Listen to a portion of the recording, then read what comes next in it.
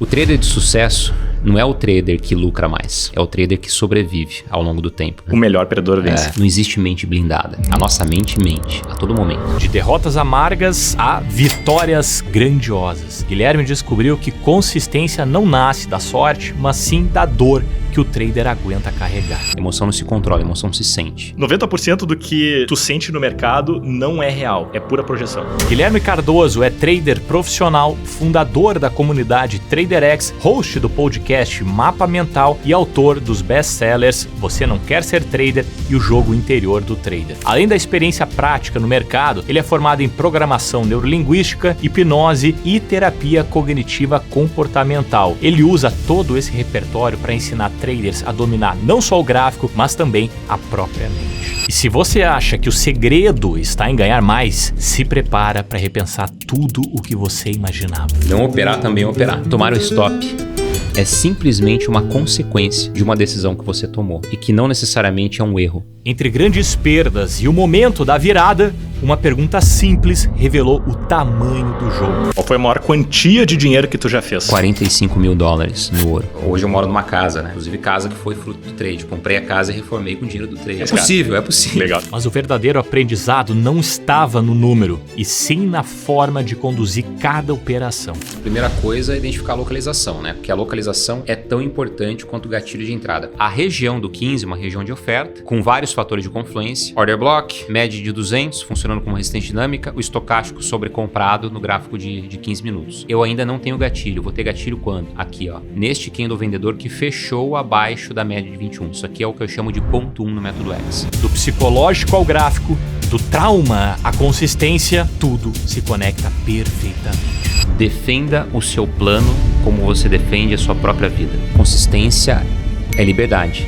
E para chegar lá, você está disposto a perder, errar e recomeçar quantas vezes for necessário? Qual é o preço que você está disposto a pagar para conquistar a sua liberdade?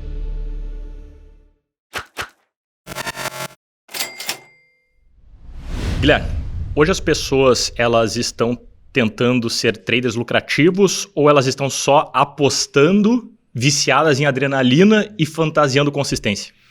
Cara, eu acredito que a maioria das pessoas está buscando o mercado para tentar suprir uma necessidade emocional, ao invés de lidar com o mercado com o nível de profissionalismo que deveria lidar, né?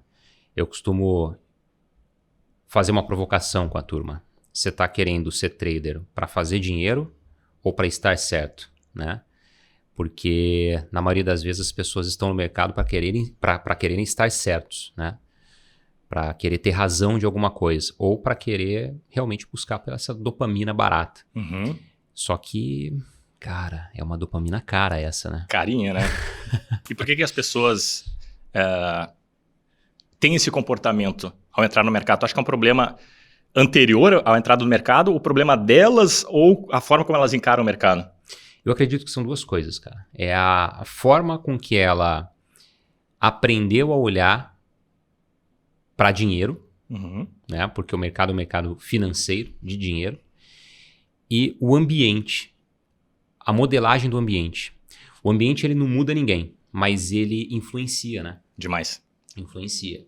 Então, nas redes sociais a gente vê essa venda de rápido, fácil, essa confusão de o que é trade, o que é jogo, o que é bet, né? O que é tigrinho. Cara, são coisas distintas, mas muitas vezes é vendido como se fosse tudo parte do mesmo métier ali, né? Do mesmo balaio, e na verdade não é. Existe uma diferença muito grande. No final das contas, parece que tudo é como ganhar dinheiro, mas a forma é completamente diferente, né? Total. Mas uma pessoa que está começando no mercado, por que ela enxerga o trade da mesma maneira que ela enxerga a aposta? Tu acha que ela enxerga da mesma maneira? Eu acredito que a gente não pode generalizar, mas boa parte das pessoas sim. Justamente por conta de como é vendido, de como é vendido ambos os mercados. E muitas vezes a pessoa querendo acertar acaba errando. Por quê? Por que ela procura essa facilidade? Primeiro porque conversa com uma programação instintiva da mente, né? Nossa mente foge da dor e busca pelo prazer constantemente. E ela está a todo momento buscando economizar energia porque é um gatilho de sobrevivência. Então, você se vê muitas vezes numa situação de dor, que você está num trabalho que você não aguenta mais, ou está precisando resolver algo que está te gerando uma dor emocional latente. E aí, de repente, você vê uma propaganda, você vê uma oferta falando que ela pode ter um resultado expressivo, rápido e fácil. Uhum. E ela acaba acreditando naquilo, como sendo uma solução para os problemas dela, né? E acaba que tomando a decisão de entrar nesse mercado que foi vendido dessa forma, por esse gatilho, por essa urgência, por essa necessidade de resolver essa dor. E ao invés de resolver a dor, ela acaba multiplicando a dor, né? Acaba que se machucando mais ainda. Cara, tu sabe, eu concordo contigo. E a gente que tá desse lado aqui, a gente tem um viés de ver as pessoas que estão do nosso lado e a forma como elas estão vendendo. Mas é importante também a gente conversar sobre como as pessoas que estão comprando se comportam. Uhum. Porque se tem o cara que está vendendo facilidade, é porque vai ter a pessoa que está comprando facilidade. Uhum. A demanda ela vem antes da oferta. Então, existe a pessoa que está vendendo porque tem alguém querendo comprar. Exato. Então, alguém que está nos assistindo agora, que está buscando essa facilidade, que viu esse anúncio, a gente sabe que esse cara tem a responsabilidade também. Ele sabe que existe dinheiro fácil, no teu ponto de vista, Guilherme? Não. Existe uma oferta de dinheiro fácil, mas o dinheiro fácil não existe. Então, no final das contas... De maneira consistente, não. De maneira consistente, não. Então, o cara que está comprando a facilidade, ele tem uma parcela de responsabilidade nisso também. Total. Porque tudo... Cara, a gente tem um livre-arbítrio, né, velho? Uhum. A gente tem poder de escolha. Exato. Sim. O que nós precisamos fazer, e eu acredito nisso, Lawrence, é se questionar mais, cara. Antes de tomar qualquer decisão, se pergunte, se questione, sabe? Isso vai te dar a condição de dar um passo para trás, de poder olhar numa perspectiva mais distante da situação e de entender pontos de vista que talvez você não entenderia se você não fizesse esse questionamento. Agisse por pura emoção, né? Uhum. Cara, eu quero resolver essa dor latente para ontem. Uhum. Esse cara se questiona, sai um pouco de fora, olha as variáveis, veja a consequência da escolha que você está fazendo, né? Na internet tem muita oferta. Você quer saber a qualidade da oferta? Quer saber a qualidade da árvore? Veja a qualidade dos frutos. Veja se aquela árvore ela passou pela prova do tempo. Porque nada que não seja realmente sólido, pauteado em verdade, princípios e valores, consegue sobreviver à prova do tempo. Então, veja se realmente aquilo é ou parece que é tão somente. Uhum. Então, para resumir, se estamos falando de facilidade no mercado financeiro, cara, para 2 vezes, repensa e entenda que, assim, 99% das vezes isso não vai ser verdade, Sim. né? E eu acho que esse 1% é só para dizer que não é 100, né? Porque a chance de ser é muito alta, né, cara? Como já disse a música, né, cara? 1% é vagabundo, né? Mas você sabe, irmão, que eu percebo que as pessoas elas estão mais calejadas ultimamente, né? Elas estão... O mercado está ficando mais maduro. Cara, mais maduro. Né? A cada ano que passa, Felizmente, eu percebo, né, cara? ainda bem, cara. Eu vejo que a atividade de trading ela está sendo vista com mais profissionalismo. E isso é positivo. Porque a gente tem muita oferta hoje, mas ao mesmo tempo uma maturidade maior das pessoas e as pessoas elas conseguem diferenciar mais rápido, com mais facilidade, o que realmente é de fato sólido e o que é pura aventura. A prova disso é as propagandas que a gente vê na internet hoje, né? Há 5 anos atrás, tinha uma propaganda rolando, de um cara pagando trade, qualquer tipo de custo, qualquer coisa que ele tinha, com um celular na mão pagando trade. Hoje a gente não vê mais esse tipo de propaganda, né? Então, não cola mais. Não cola mais. Guilherme, quero entender um pouquinho sobre a forma como tu pensa no mercado. Boa. Vamos convergir para isso, cara. Esse é o bloco A Mente por Trás do Trader. Caraca, hein? Mas você sabe que a mente mente, né? A mente mente. Vamos falar sobre isso. Um pouquinho de técnica agora, cara. Tu comenta que trade, entre vários aspectos, mas os principais é localização mais gatilho. Boa. Como é que tu define uma boa localização no gráfico? O que eu faço para day trade? Eu gosto de mapear regiões de demanda, de oferta, e regiões de demanda e de oferta para o day trade, de maneira assim, bem objetiva e de fácil compreensão, a gente pode puxar, por exemplo, uma máxima e mínima do dia anterior com base num gráfico de 15 minutos. Boa. Então a gente consegue colocar, por exemplo, na plataforma de trade, um separador de período que divide, né, o comportamento do ativo. Depois a gente vai ver isso, Vamos ver isso na prática. O comportamento do ativo no dia anterior e no dia atual. Então é uma linha vertical, né, que deixa muito claro esse ponto de corte. E aí, olhando para a esquerda do gráfico, que o resultado passado não garante resultado futuro, mas rima, né? A gente consegue mapear ali o máximo que o preço chegou no dia anterior, o mínimo que o preço chegou, e um outro ponto que é importante também é a abertura do dia. Tá. Com base nessas regiões de 15 minutos, eu gosto de confluir com regiões de order block, né, de imbalance no gráfico de 1 hora. E muitas vezes converge. E eu refino para tomar a decisão de entrada no gráfico de 5 minutos e no gráfico de 2 minutos. Então a primeira coisa que tu vê, mínima e máxima e abertura do dia anterior. Isso. Abertura do dia anterior. É, a abertura do dia, né? Abertura do fechamento dia. do dia anterior e a abertura do dia. E essas são as regiões, primeiro, que tu entende como boas localizações possíveis de... Onde o preço pode sentir. Pode sentir. É nelas que tu trabalha, majoritariamente, ou ao longo do dia tu ainda constrói outras regiões, outras localizações? Posso construir outras regiões de acordo com... Eu tenho uma premissa que é a seguinte, o mercado age e a gente escolhe como agir. Nunca o contrário, né? Perfeito. Mas eu demorei para entender isso, viu? Antes eu queria que o mercado fizesse aquilo que eu queria que ele fizesse. Mas eu entendi que eu sou muito pequeno diante do mercado, que ele é soberano. Então o que eu tenho que fazer? Eu tenho que fazer a leitura do contexto do gráfico e tomar decisão com base na ação do mercado. Então se o mercado chegou numa região de oferta, essa região de oferta conflui com a máxima do dia anterior. Tem uma medinha de 200 ali, por exemplo, nessa região. Eu vejo um estocástico, né, que é um oscilador que eu gosto bastante para verificar sobrecompra e sobrevenda como filtro. E aí eu enxergo um cenário que o estocástico está sobrecomprado nesse contexto. Poxa, eu tenho vários edges, né? Mark Douglas fala bastante sobre esse conceito na literatura dele. De vantagem. Que são vantagens, né? EDGE, né? EDGS, né? No plural. Então, tem gente que confunde edges com ADD de posição, né? São sim. coisas distintas. Então, quanto mais vantagens eu tenho, mais fatores de confluência, maior a probabilidade de eu estar certo. Mas no trading, mesmo fazendo tudo certo, pode dar errado. Por isso que tem que existir uma parada chamada de gestão de risco, né? Onde eu limito o meu risco antecipadamente. Com base nisso, eu consigo ter todos os pontos que eu tenho controle na minha mão e aí eu tomo posição.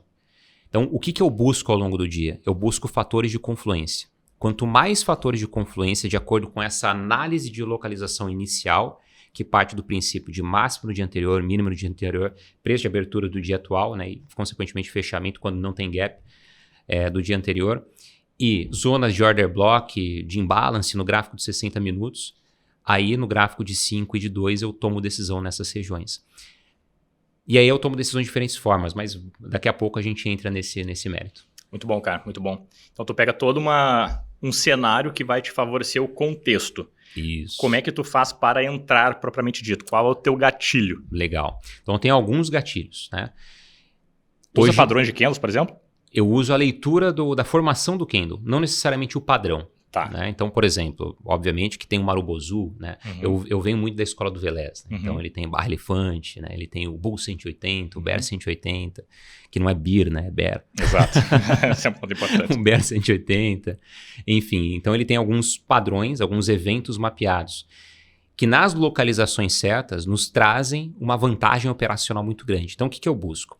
Eu tenho no gráfico, além de mapear essas localizações, uma média de 21 simples ou aritmética, uma média de 200 períodos simples ou aritmética e uma média de 7 períodos exponencial. Então são as 3 médias de referência. Qual que é a média que eu tomo decisão prioritariamente? A de 21. A de 21, que te dá a tendência secundária. Exato. Então a de 21 é o ponto de referência principal. E nela eu busco 5 localizações. Ponto 1, que é quando eu tenho um candle que fecha contra a média, seja de alta ou de baixa. O ponto 2, que é o primeiro reteste na média depois que ele fez o movimento impulsivo, né? O ponto 3, que ele é um trade na região da média. o ponto 4 e 5, que são os extremos, que normalmente são posições onde eu busco risk entry, pelo conceito do Smart Money Concept, que eu me antecipo a chegada do preço àquela região. Por exemplo, eu tenho um order block, eu entendo que aquela região é uma zona de liquidez forte, que o preço pode sentir, então eu coloco uma ordem na pedra, uma pendente ali. Tu deixa uma ordem limite. Isso, uma ordem limite, seja um sell limit ou um buy limit, e aí eu posiciono o stop já com uma relação risco-retorno positiva, né, buscando o payoff. Ou seja, o preço, vamos supor que tu está pensando em comprar, aí o preço está caindo numa região que tu entende ali que tem uma confluência de suporte.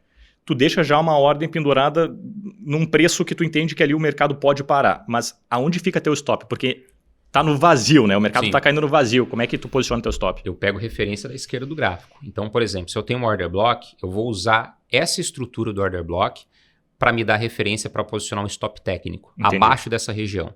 Então, eu posso projetar exatamente o mesmo tamanho do candle que originou o bloco de ordem, a virada de mercado, ou 50% desse movimento projetado para baixo. Como que eu faço para definir se eu vou usar 100% ou 50% desse tamanho? O tamanho do candle. Se é um candle muito grande, eu vou utilizar 50% dele como parâmetro para colocar o stop. Se não é um candle muito grande, eu utilizo 100% dele. Né? Por quê? Porque eu dou espaço para o preço respirar. E essa risk entry, a gente chama de risk entry porque é uma entrada de risco, eu estou me antecipando ao movimento. Ela pode trazer um payoff muito interessante, só que eu tenho um risco pequeno para um alvo grande. Né? Então, se eu tomar um stop naquela região, eu espero uma confirmation entry, que é uma entrada de confirmação. É isso que eu ia te perguntar. Então, primeiro tu escolhe por antecipar o movimento, se der stop, aí tu aguarda um sinal. Dependendo do contexto. Nem sempre eu coloco a risk entry. Entendi. Normalmente eu coloco quando eu estou ali com uma abertura de mercado americano, eu percebo que o preço estava numa zona de congestão, embolado nas médias, pelo menos a média de 7, a média de 21, e eu tenho uma média de 200 descolada do preço e flat. Então eu chamo isso de trade de estado expandido, né? Onde o preço ele pode, com a volatilidade da abertura do mercado americano, dar uma explosão, buscar a média de 200 e a média de 200 conflui com o order block. Cara, ali normalmente eu tomo posição de risk entry. Por quê? Porque é uma região que ele pode sentir, normalmente sente. Inclusive essa é uma estrutura que tem 90% de taxa de acerto, cara. Porra, alta pra caramba. É muito alto, é muito alto. E payoff bom? Payoff bom, payoff bom. A gente tem um payoff ali médio de 1:3. Eu sempre gosto de falar do risco primeiro, do retorno depois, né? A ordem dos fatores não altera o produto. E tu documenta essas tuas operações, cara? Cara, eu opero ao vivo com os alunos, na sala de trade ao vivo, então o meu diário de trade é documentado, inclusive os resultados estão públicos na página da comunidade. E tu considera esse processo importante para todo trader ou só para alguns? De documentar as operações, para ver as operações? Cara, para mim é fundamental, velho.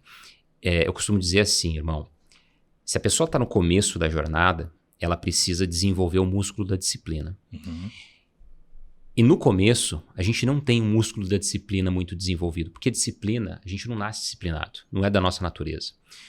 Disciplina é um estado que a gente escolhe estar nele quando a gente entende que existe um motivo pelo qual estar. Aí vem aquele pensamento que, no princípio, muita gente pode pensar assim, mas cara, isso é um puta papo de coach piegas, né? Qual o seu porquê? Mas não é, né? Mas não é. Cara, se você não entende o porquê que você está fazendo essa parada que você está fazendo, como que você vai sustentar aquele dia de dor, aquele dia de fúria, aquele dia difícil que ele vai acontecer, independentemente do tempo de estrada que você tenha? Porque o trader é um ser humano. E ser humano são emoções ambulantes. Né? Então a gente não consegue separar a nossa posição de trader da nossa posição de pai, de filho, de amigo, de empresário. Se acontece alguma coisa fora do contexto seu com o gráfico, inevitavelmente você vai levar um pouco dessa carga emocional para a tomada de decisão. Né? Então, você precisa ter muito claro o porquê que você faz essa parada para que no momento que vier um resquício de pensamento de fazer uma besteira que pode abrir precedente para um dia de fúria, você parar e pensar assim, cara, sabe o que eu faço? No meu escritório eu tenho vários pontos de âncora. Então tem um quadro da minha família bem na minha frente. Eu tenho exatamente isso também. Você tem isso, cara? Cara, é batata, velho. Eu tenho... Te coloca no lugar do porquê que tu tá fazendo aquilo, né? Se o E cara esse tá é o fazendo principal. alguma cagada, peraí, o que tá acontecendo aqui? Exatamente, cara. Então, quando vem um resquício, eu olho e falo assim, cara, peraí, não sou só eu. Primeiro que se fosse só eu, já seria errado eu fazer isso. Porque eu tô querendo machucar a pessoa mais importante da minha vida, que sou eu mesmo. Mas não sou só eu, cara, é minha esposa e as minhas filhas. Então, qualquer decisão que eu tomo aqui vai impactar a vida delas, velho. Uhum. E eu não posso fazer isso, velho. Por quê? Porque eu sou pai hoje. Eu sou marido hoje. Eu tenho responsabilidade além de mim, né? Então, isso me traz para um estado de presença muito grande. Me faz fazer aquilo que a gente estava conversando no começo, que é dar o zoom out, olhar a situação de fora e olhar para perspectivas que talvez a gente não estivesse enxergando se não fizesse esse exercício. Se o cara tá muito imerso no gráfico, fica mais fácil de ele tirar o stop, por exemplo, ou tirar o alvo. Então, quando tu sai disso, ou quando tu tem um porquê muito grande, vai vir uma rusguinha no teu cérebro assim, que tu não sabe de onde é que veio, mas, cara, não tira esse stop daí. Né? É aquele lance do anjinho e do diabinho, né? Aquela dualidade. E aí, ter o diário de trade é fundamental, por quê? Porque ali você tem dados técnicos para você avaliar se você está no caminho certo ou não. Isso te ajuda a forjar esse estado de disciplina. Então, quanto menos disciplina, quanto menos capacidade de estar no estado de disciplina você tem, mais controle você precisa ter. E quanto mais capacidade de estar no estado de disciplina você tem, menos controle você precisa ter. Mas isso não quer dizer que você tenha que deixar a desejar. Por exemplo, vamos trazer isso para o esporte, que eu acho que é animal a correlação com o trading. CR7, Cristiano Ronaldo. Cara, o cara assinou um contrato absurdo com 40 e poucos anos de idade. Só que o cara ele investe muito dinheiro, muita energia no quê? No que é mais importante para ele. No corpo dele. No emocional dele, na mente dele. Então o cara faz uma dieta regrada, ele faz aquelas camas hiperbáricas, né? Faz crioterapia, tem uma baita de uma estrutura acompanhando o cara. Então mesmo tendo o nível de disciplina, consciência de disciplina lá em cima, ele não tira o pé. Por quê? Porque ele quer ter longevidade. É um cara que, se brincar, ele vai estar com 50 anos. A gente vê metendo gol ainda. Metendo gol ainda, cara. O goleiro do Fluminense lá também, arrepiou lá no Mundial. E o cara tem, 44 anos de idade. Então, é muito sobre isso. E tu sabe que essa documentação de operação, cara, quando eu comecei a fazer, era tipo o meu chefe quando eu ia documentar uma operação.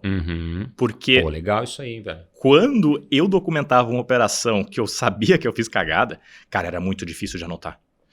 Era muito difícil de anotar porque eu tinha que anotar olhando de frente pro meu erro. Olha aqui, cara, tu tirou o stop, ou tu entrou com a mão muito pesada. Então, tu faz isso uma vez, tu faz isso 2 vezes, tu pode fazer isso até 10 vezes, mas vai chegar um momento que tu não vai mais fazer porque tu fica pensando, cara, eu não vou documentar mais uma vez essa cagada. E esse exercício de documentar, ele é muito forte, né? Porque se tu não documenta, tu não tem um aprendizado e tu não tem o teu chefe te falando, não faz mais isso, cara. Então, para mim, foi muito poderoso muito isso, sabe? Cara. Muito bom. Guilherme, quero entender qual é a tua... Quero entender como é que é a tua correlação, cara, com grandes nomes do mercado. Grandes nomes lá fora, grandes nomes de caras que têm 20, 30 anos de mercado. Esse é o bloco Como os Grandes Pensam e Agem. Mark Douglas, Tom Hoover e Mark Sturtz. São 3 caras fenomenais no que tange à psicologia do trade. O Mark Douglas, cara, ele defende que a consistência ela vem de uma mentalidade probabilística, né? De entender os trades como não trade a trade, mas, cara, o que vai acontecer comigo nos próximos 50, 100 trades? Mas quando entra dinheiro real, parece que as pessoas elas não conseguem pensar de maneira probabilística. Elas até entendem o que é probabilidade, mas elas não conseguem agir dessa maneira. Na tua percepção, cara, o que faz um trader manter a mentalidade probabilística depois que as perdas começam? Ele realmente ter clareza sobre o método dele. Ele conseguir ter consciência do porquê que ele faz o que ele faz. E do porquê ele está buscando resultado naquilo. São 2 coisas distintas, né? Cara, o porquê que eu executo meu método da forma que eu executo? Porque isso vai te trazer confiança, segurança, clareza. Você sabe que matematicamente falando, numa janela temporal, o seu método é positivo. Você tem backtest disso, você tem isso validado, você sabe que funciona. E que você pode estar passando por uma fase mais desafiadora. Ou, às vezes a sua metodologia é uma metodologia que depende do mercado mais direcional e ele está mais lateral. Então você vai passar por um desafio. Mas você ser fiel ao método vai fazer com que você colha a recompensa daqui a pouco, quando essa sazonalidade do mercado girar, né? Porque o mercado ele é sazonal, ele gira. Né? Então a primeira coisa que você está falando é conhecer os números. Conhecer os números, conhecer o método. As pessoas não conhecem muito, né? A verdade é Sabe essa. o que acontece, cara? A ansiedade de querer resolver a dor, os problemas para ontem, faz com que as pessoas troquem de estratégia igual troca de roupa. Cara, como se eu tivesse a cansei dessa camiseta, eu vou trocar. E não dá para agir dessa maneira. Não. Porque a gente está falando de probabilidade aqui. Exatamente. Então, no trading, você tem que, primeiro, dominar um método que faça sentido para você, que você se sinta confortável. A partir do momento que você dominou esse método, executar esse método sem mudar uma vírgula durante um período de tempo. Eu gosto de fazer um desafio com a turma. Eu chego assim e falo, quem aqui, numa aula, né? Quem aqui pegou um único método e seguiu sem mudar uma vírgula durante 30 dias? Sabe qual que é a resposta? Eu ouço grilo. Cara, 30 dias não é nada. Cri. Velho, esse exercício já é um exercício de libertação. Por quê? Porque a pessoa ela vai conseguir colher o resultado probabilístico daquilo que ela sabe conscientemente, mas que ela não deixa acontecer. Né? E a segunda coisa é entender o porquê que você faz o que você faz, cara.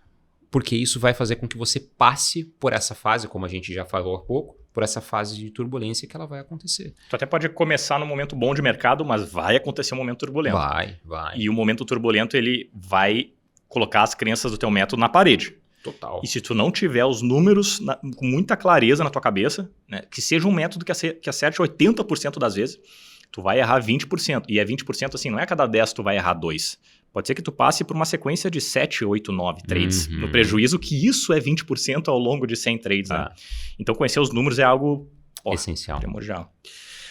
O Tom Hugert, cara, ele é um trader dinamarquês, né? Dinamarquês. Pô, o cara é sensacional. E ele defende muito que o trader vencedor é o cara que aguenta mais a dor, mais as perdas. O melhor perdedor vence, né? O melhor perdedor vence, que é o livro livraço, cara. Inclusive, dos livros de comportamento humano. Fora um aí que é muito bom. Inclusive, eu trouxe ele para te entregar de presente. O Jogo Interior do Trader. De um tal de Guilherme Cardoso. Esse cara é muito bom, Vou ler ele. E assim, a nível global, cara, para mim, esse livro do Tom Hugert é um livraço. Recomendo total a leitura, tá? O melhor perdedor vence. Eu concordo, cara. O trader de sucesso não é o trader que lucra mais. É o trader que sobrevive ao longo do tempo, porque o lucro é consequência disso. Isso parece pouco sexy, né, cara? É porque não vende, velho. Não vende, né? O que vende o quê? É o pagar o croissant com um celular agora. Isso vende, cara. O saber perder é algo que não é sexy e é algo fundamental para a longevidade e para a sobrevivência. Só que parece que quando a gente fala de sobrevivência, parece que o cara tá ali no 0-0, né? Mas não é isso, né, cara? Não. Sobrevivência é você fazer o que precisa ser feito com disciplina, com diligência, com compromisso, com responsabilidade ao longo do tempo. E se você passar pela prova do tempo, você vai receber o prêmio no final, que é o lucro, que é a consistência de lucros que a gente tanto busca. Excelente. Então tem que sobreviver. E o Martin Sturz, nomezinho chato esse de falar, hein, cara? Sturz. Ele diz que a virada dele aconteceu quando ele passou a aceitar as perdas. De verdade, quando ele incorporou assim, as perdas fazem parte do processo do trader vencedor. Boa. O que tu diria para um cara para conseguir chegar nesse estado de incorporar verdadeiramente a perda no trade, cara? O que ele precisa fazer para aceitar numa boa? Ele tomou uma sequência de stops e ele não se abalar com isso. Tomar um chá de vergonha na cara. E eu falo pra você, velho, essa foi a minha maior dificuldade no trade. De aceitar perder, de aceitar estar errado. E muitas vezes isso vem por conta de um sistema de crenças que é formatado diante de tudo que a gente viu, ouviu e sentiu ao longo da vida. E aí a gente busca a necessidade de aprovação e a gente não aceita perder porque a gente tem medo do que os outros vão pensar, os outros quem? As pessoas que a gente atribui autoridade. pai, mãe, esposa, marido, uma figura de autoridade. Você tem medo do que a pessoa vai pensar ao saber que você falhou. E aí você acaba que não aceitando aquilo. Você só aceita a possibilidade de estar certo, porque isso vai te fazer pertencer, vai te fazer ser aceito, vai te fazer ser respeitado. Quando a gente fala de trade, a parte técnica, ela é essencial, ela é base, ela é alicerce, mas ela não é suficiente. A técnica, eu costumo dizer que é igual à roda. O que a roda faz? Gira. Não tem o que você inventar. Você pode colocar um pneu de perfil mais baixo, mais alto, colocar ali um brilho no pneu, mudar a cor do aro, colocar um frufru diferente, que, por exemplo, é o que eu fiz. O método X, ele vem da escola de Velez, da Williams, Wyckoff, né, SMC. Eu peguei tudo isso, coloquei num liquidificador, misturei e coloquei a minha cereja. Chamo de método X, da mesma forma que o Velez pegou uma referência do passado e essa referência dele pegou outra referência. Né? Nada surge do nada, é natural. Então a gente tem referências. Só que, cara, você precisa ser muito fiel àquilo que você estabelece para si mesmo. Excelente, cara. Excelente. Vamos falar um pouquinho de gráfico? Bora? Que eu quero entender agora como é que é o teu processo antes de abrir um trade. Porque clicar no mouse, eu sei que é o que as pessoas querem fazer, mas é o último estágio, né? Depois de tudo que tu já fez mentalmente, que tá por trás da tua mente, aí tu clica no mouse. Então eu quero entender ponto a ponto, cara, qual é esse checklist da consistência pra gente entender o que passa por trás da mente desse cara aqui. Então, Guilherme, quero fazer um exercício contigo aqui, cara. Um exercício de checklist. Tá. Tu tá com o sinal... Digamos que a gente tem um sinal de entrada aqui. Tá. Tá? Tu viu o contexto, tu viu a parte técnica. Qual é o checklist? Assim, primeiro ponto tu vê isso, segundo ponto tu vê aquilo, terceiro ponto, vamos numerando até tu clicar no mouse, até tu tem uma entrada aqui. Legal. Bom, como a gente já construiu no começo da nossa conversa, a primeira coisa é identificar a localização, né? Porque a localização é tão importante quanto o gatilho de entrada, quanto o evento. Então tu começa no aspecto técnico. Técnico, Perfeito. Exato. Na verdade, assim, você quer a partir do pré-trade? Do pré-trade. Tá, do pré-trade, então vamos lá. Então eu faço uma preparação antes, que é o quê? Primeiro, não vou abrir o gráfico a esmo. Né? Cara, abrir o gráfico aqui já vou fazer a análise de contexto. Não, tem uma preparação de estado de presença antes. Que, primeiro, eu tomo café, né? Aí eu sento na frente do computador, ligo o computador, abro a plataforma, aí eu faço um exercício de respiração. Né? Exercício de respiração onde eu puxo o ar durante 5 segundos, seguro por 5 segundos, solto por 5 segundos. Faço isso umas 3, 4 vezes. Aí eu fecho o olho, eu já tenho um gatilho de auto-hipnose, né, instalado, e aí eu entro no estado de auto-hipnose e faço uma visualização mental, que inclusive é uma prática que vários atletas já relataram em biografia, né? Que é nada mais nada menos do que você visualizar você fazendo a atividade que você vai exercer. Por quê? Porque a nossa mente não diferencia real de imaginário. Então, o que acontece aqui dentro é o que acontece aqui fora. Então, quando você faz esse exercício, você alimenta um caminho neural que quando você vai, de fato, praticar aquilo, a sua mente percebe que não é novo. É algo conhecido. Essa visualização tu faz com gain, loss, o que é? Com as duas coisas. Com as duas coisas. Né? Então, eu fecho o olho, entro nesse estado de relaxamento, que não tem nada de místico, e aí eu visualizo. Eu abrindo o gráfico, eu fazendo exatamente o passo a passo que eu vou fazer posteriormente. Fazendo uma análise de contexto, um determinado ativo, identificando as zonas de interesse, né? Zonas de demanda, zonas de oferta, tudo bonitinho. E aí eu visualizo os candles sendo formados chegando naquela região. Aí chega naquela região, eu já sei qual que é o meu risco, eu tomo posição, posiciono o stop, posiciono o alvo, e aí eu vejo o mercado vindo contra. E eu percebo, olhando, né, em terceira pessoa, eu percebo como que eu estou reagindo àquele stop. Né? Inclusive sinais fisiológicos, porque isso me traz consciência para no momento que eu estiver operando, se eu estiver, por exemplo, com a perna mexendo bastante, é um sinal fisiológico de ansiedade. Se eu estiver com o coração palpitando mais rápido, é um sinal fisiológico de ansiedade. Né? E se eu estiver de joelho, orando, pedindo para Deus para o cara voltar... Aí tem um pequeno sinal. É um sinal de insanidade. Perfeito. Então tu vai te colocando naquela situação para quando aquela situação acontecer, é algo que já aconteceu na tua cabeça. Exato. E tu vai conseguir lidar melhor com aquilo. E indo a favor da mesma forma, né? Eu me percebo, porque existem dois polos, velho. O polo do medo, que é nocivo, Porque o medo cresce quando a gente não conhece. O medo que paralisa. O medo é um mecanismo natural da mente humana, de proteção, inclusive. Só que ele, acima desse nível de equilíbrio, ele é nocivo, porque ele nos trava, nos impede de fazer o que precisa ser feito.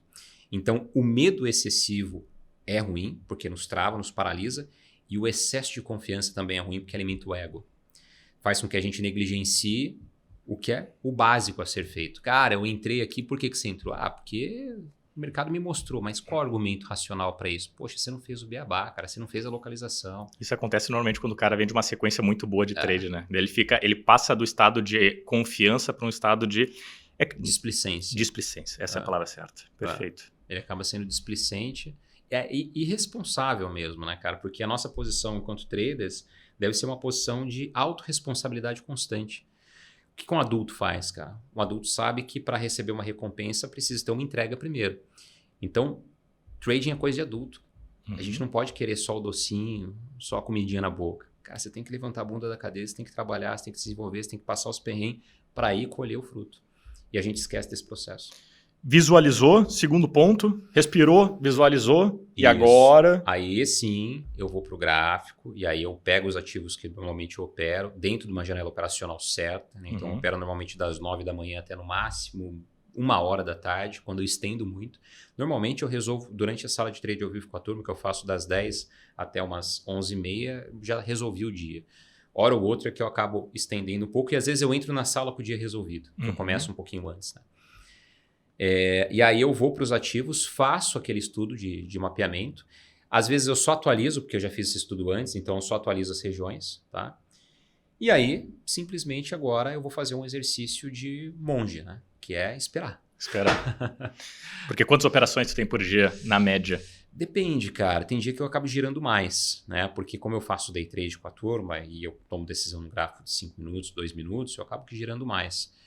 Mas assim, no dia que eu giro muito, talvez umas 10 operações, quando eu giro muito, tá? Na média, umas 5 operações. Umas 5 operações. Para day trade. Se tu opera um gráfico de 2, 5 minutos, então tu vai ver ali umas 10, 20, 30 barras, às vezes, sem fazer nada. Exatamente. Exatamente. Perfeito. Isso é algo difícil da pessoa que está começando entender, né? Que o não operar ativamente é operar. E que tu esperar o sinal certo, no teu gatilho certo, é tudo uma coisa só, né? Tu preserva a tua mente, tu preserva a tua consistência. O que tu diria pro cara que precisa ficar 2 horas na frente do computador sem operar? Como é que ele lida com essa ansiedade de não clicar e não aceitar sinal fora da estratégia dele, cara? Muito bom, velho. Muito bom. Você falou uma frase aí que é fato. Não operar também operar, né? Porque é muito melhor você não tomar posição do que tomar posição num trade ruim e perder dinheiro. É melhor a pessoa fazer um Pix, né, pra gente, que a gente vai ficar mais feliz do que do que abrir um trade aí. Né? Já fica a dica aí, ó, o Pix tá aparecendo na tela em algum Brincadeira. Então, assim, não operar também é operar. E sabe o que acontece muito, que eu percebo como um padrão já em vários alunos que eu atendi, tanto tecnicamente como emocionalmente? O aspecto cultural. O que a gente aprende ao longo da vida? Que, cara, fazer dinheiro dá muito trabalho, velho. Poxa, você tem que ralar pra cacilda. Pô, você tem que sair cedo de casa, chegar tarde da noite. Às vezes fazer trabalho braçal, físico. É difícil, cara, ganhar dinheiro. É difícil fazer dinheiro, né? Porque fazer, não ganhar. Quem ganha dinheiro é criança, né? Que recebe mesada. O adulto faz dinheiro. Isso é uma outra coisa também, uma crença que a gente repete e a gente nem percebe, né? E aí a pessoa se vê, então, na casa dela, muitas vezes, no conforto da casa dela, com um computador, e não precisa ter 50 mil telas. Às vezes um notebook que funciona razoavelmente bem já resolve. Com um acesso à internet estável, que não precisa ser uma fibra ótica lunática, né? Pode ser uma conexão estável, que não fique caindo. A pessoa, ela consegue ter acesso a uma plataforma de trading, seja no mercado local ou no mercado internacional, de maneira rápida, fazendo um depósito de forma rápida. Hoje tem Pix, né? Então rapidinho. Ou seja, o cara não precisa ralar. Não precisa ralar para ter acesso. E aí, de repente, o cara se vê fazendo uma operação. No trading a gente não pode contar com a sorte, mas a sorte aparece em vários contextos. Ela aparece, mas a gente não pode contar com ela.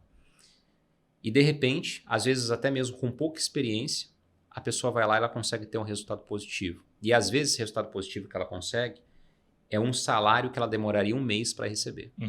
Nesse momento dá uma bugada, velho. Porque a pessoa olha para aquele resultado e fala assim, caraca, velho, eu aprendi ao longo da vida, ouvindo dos meus pais e com a minha própria prática real, profissional, da minha vida adulta, que para fazer dinheiro dá trabalho pra cacilda, cara. Não pode ser só isso aqui. Não é possível. Aí a pessoa ela não acredita que aquilo é possível a nível subconsciente. Ela não aceita, ela não merece, ela não se sente merecedora, não se sente capaz de ter e manter aquele resultado. Aí ela dá um jeito de entrar numa posição aleatória e entregar todo aquele resultado e às vezes mais um pouco. Ou seja, de mostrar para ela mesma que ela estava certa. Que ela estava certa. Eu não mereço isso aqui. Exatamente. No final isso é muito louco, contas, né, cara? É sobre isso, cara. Isso é muito louco. É mostrar que eu estava certo, que a minha percepção estava correta. Então, quando a gente fala do aspecto emocional, qual que é o grande segredo? Nós mostrarmos para a nossa mente que existe uma forma diferente de enxergar aquilo que a gente aprendeu a enxergar ao longo da vida, ao longo de tudo que a gente viu, ouviu e sentiu. É mudança de percepção. Não é deletar um comportamento antigo, não é deletar um pensamento, não é deletar um machucado que você viveu no passado, mas é mudar a forma com que você enxerga aquilo para que você mude o comportamento e resultado em seguida. Fazer isso sozinho é difícil? Pra cacilda. Por isso que precisa de um terapeuta, seja ele qual for. Por quê? Porque o terapeuta, ele tem as ferramentas para fazer com que você tire essa resposta de você, porque ninguém muda ninguém. Mas o profissional, ele tem as ferramentas para te ajudar a mudar a si mesmo. Coisas que sozinho é muito difícil. É possível? É, mas é muito difícil. É porque, eu não sei se tu, bom, certamente já deve ter passado por uma situação em que quando tu estava dentro da situação, é muito difícil de tomar uma decisão. E quando tu sai da situação, parece que existe uma solução super simples que tu não estava sendo capaz de ver quando tu estava dentro. Então, é por isso que às vezes vem um amigo teu e, cara, por que tu não faz isso? E tu fica assim, ó, porra, cara, era óbvia a resposta. Você me lembrou de uma coisa agora muito legal, cara. Sabe que eu tenho usado bastante? Inteligência artificial, o ChatGPT, para trocar ideia. Só que se você observar, até a inteligência artificial, ela começa a te dar respostas enviesadas, porque ela quer te agradar. Sim. Então você pede para ele te dar uma resposta diante de um cenário que você apresenta, ele vai te dar uma resposta que te agrade. O que eu tenho feito? Eu tenho confrontado. Cara, mas me dá uma resposta com uma perspectiva diferente, por mais que não me agrade, para que eu possa enxergar esse cenário de uma forma diferente. Olhar o todo. Aí, ó, isso aqui que eu acabei de soltar boa dica, é ouro. É ouro. Você vai ver que você vai começar a utilizar a inteligência artificial da forma correta. Porque se você começar só a perguntar e receber a resposta e não confrontar, você vai parar de pensar, você vai parar de exercer do seu senso criativo. Agora, quando você começa a questionar e conversar, como se você estivesse conversando com você mesmo, num nível de intensidade absurdo, porque a IA é nada mais nada menos do que você ali com uma capacidade cognitiva potencializada, né? Então isso é um exercício de autoconhecimento muito, muito potente. Fantástico, cara. Fantástico. Agora vamos fazer aqui um bate-bola. Bora. Perguntas e respostas rápidas. Esse é o Perguntas Scalping. Guilherme, medo ou ganância? O que atrapalha mais o trader? Ganância. Por quê? Cara, porque a ganância é fulminante, cara. A ganância, quando ela vem, ela arrasta. O medo faz com que a pessoa ela dê um passo para trás. A ganância faz com que ela dê 10 passos para frente. Perfeito. Qual comportamento mais te sabotou no trade no começo? Não aceitar estar errado. Não aceitar estar errado. Esse eu acho que é o mais difícil de fazer, né? Cara, é por conta de um sistema de crenças que é muito cultural, né, velho? A gente cresce com a necessidade de pertencimento. Mas é importante. Eu acho que o que torna a coisa ainda mais difícil é entender que uma perda não significa estar errado. Exato. Esse é o problema do cara entender no início de que perder dinheiro não necessariamente te fez... o que tu fez ali não... Cara, tava tudo encaixado, tava tudo bonitinho, tu entrou no trade, tomou stop. Quando o cara tá no começo, aquela sensação é que, puta, errei na análise, ou errei na estratégia. E não, né? Então eu acho que isso é o que faz esse processo ser tão difícil, né, cara? Tu saber quando tu acertou, apesar de ter perdido dinheiro. Cara, você falou uma coisa agora muito importante, que é importante a gente trazer luz para isso. Você que tá assistindo aí agora, Primeiro, eu acho que merece um like, se você não deu, né? E merece se inscrever no canal, porque, poxa, esse programa tá animal. Bem demais, Guilherme. Bem lembrado. Muito bem lembrado. Mania de host isso aí, viu, cara? Mania de host. Vamos lá. Tomar o stop é simplesmente uma consequência de uma decisão que você tomou. E que não necessariamente é um erro. Se você tomou uma decisão fora do método, né, no plano, né, pode ser um erro. Mas no trading, lembra que a gente conversou há pouco, fazendo tudo certo pode dar errado? Uhum. Então, mesmo fazendo tudo certo, pode dar errado. O stop é só uma consequência disso. E aceitar isso vai te fazer conseguir passar por essa tal prova do tempo. E a gente tem uma dificuldade muito grande, né, cara? De entender que, cara, o stop, na verdade, ele não é um inimigo, ele é um amigo. Completamente. O mercado financeiro, ele não é nem bom nem ruim. Ele é neutro.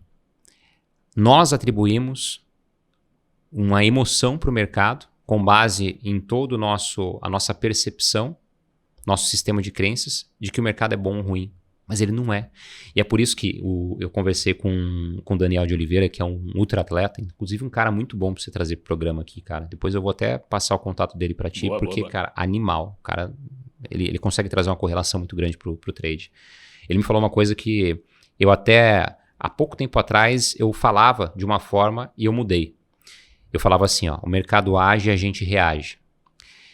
E lá no programa, num determinado momento, ele falou assim, cara, a gente não pode reagir às coisas, porque a gente só reage àquilo que é ameaça. A gente deve escolher como agir. Cara, isso pra mim foi uma virada de chave. Então, Daniel, não canso de falar, gratidão aí por me trazer essa chave poderosa. Esse é um grande brilho que a gente tem enquanto host, né, cara? Porque a gente aprende demais. Escolher como agir frente àquilo que aconteceu. Então, assim, ó, o mercado age, ele mostra um evento. Eu não reajo a esse evento. Eu escolho como eu ajo diante do evento. Porque eu só reajo àquilo que é ameaça. E o mercado financeiro, o trading, não é uma ameaça. Não é bom nem ruim. É neutro. Uhum. Ele vai acontecer independente do que eu estiver fazendo com ele, né? E o que tu sente hoje quando tu toma um stop, cara?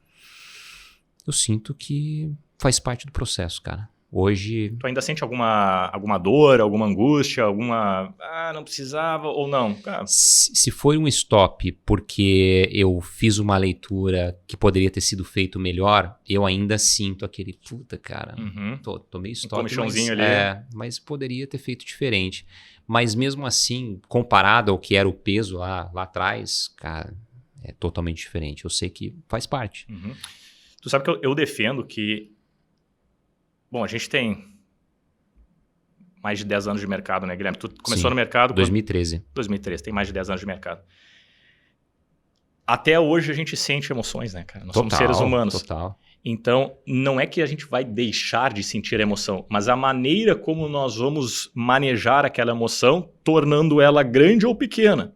Né? E o nosso objetivo, independente se ela é positiva ou não, é tornar a emoção pequena. Pô, claro que às vezes... A gente festeja num trade, pô, entrei nesse trade aqui, o meu do caramba. Às vezes a gente perde, pô, que ruim, né? Agora, tu não deixa isso influenciar no próximo trade a ponto de estragar o próximo trade, estragar a tua estratégia, botar no lixo todo um mês. Isso não acontece mais, né, cara? Olha só, não existe blindar a mente. Não existe mente blindada. Lembra que eu falei no começo brincando? Mas é a realidade. A mente mente. Uhum. A nossa mente mente a todo momento. Então não tem como a gente blindar. Mas estando munido de ferramentas e com a experiência, com os cabelos brancos, que o mercado financeiro ele potencializa, né?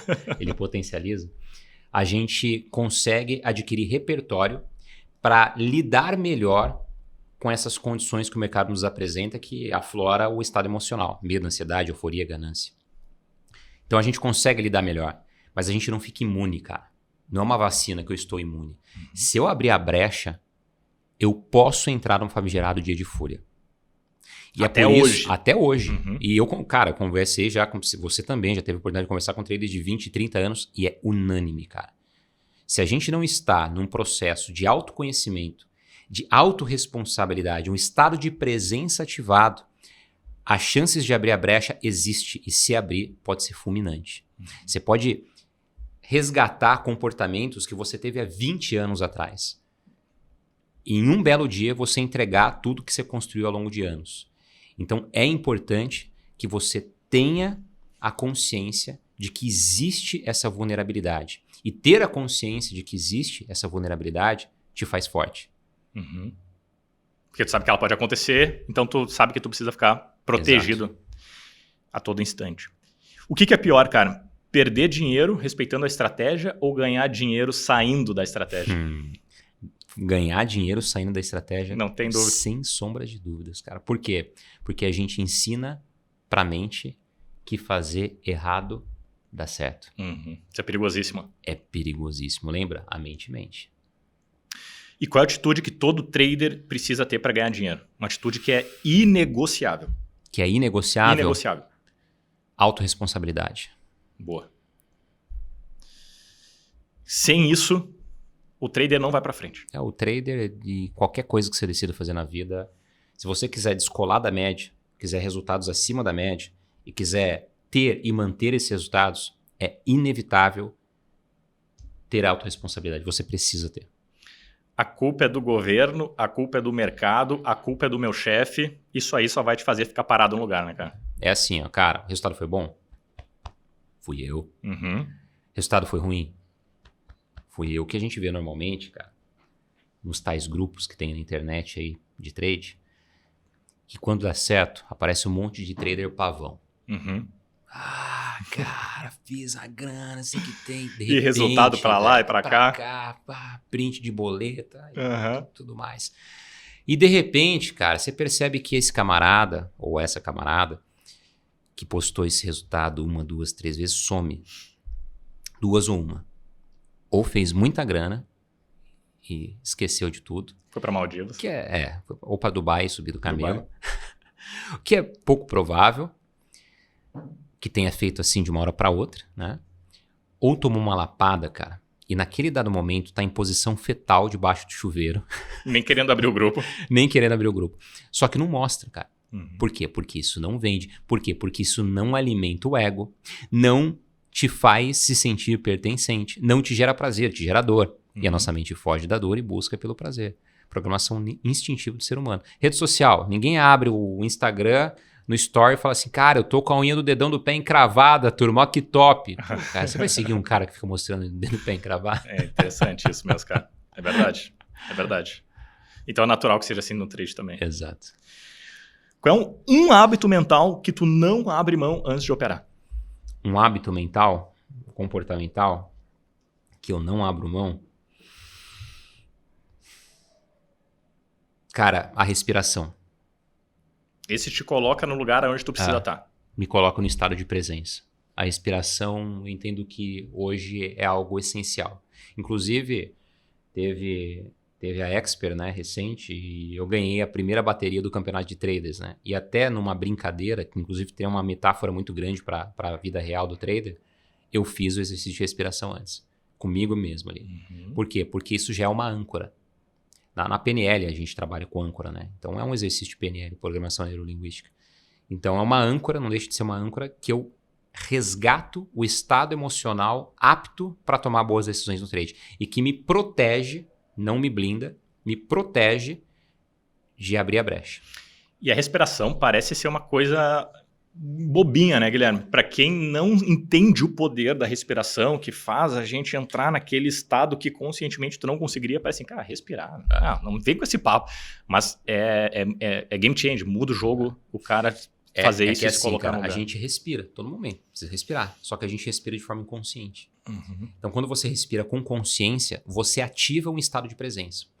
O que normalmente acontece? A gente vive conectado no passado ou conectado no futuro. E esquece que a vida só acontece agora.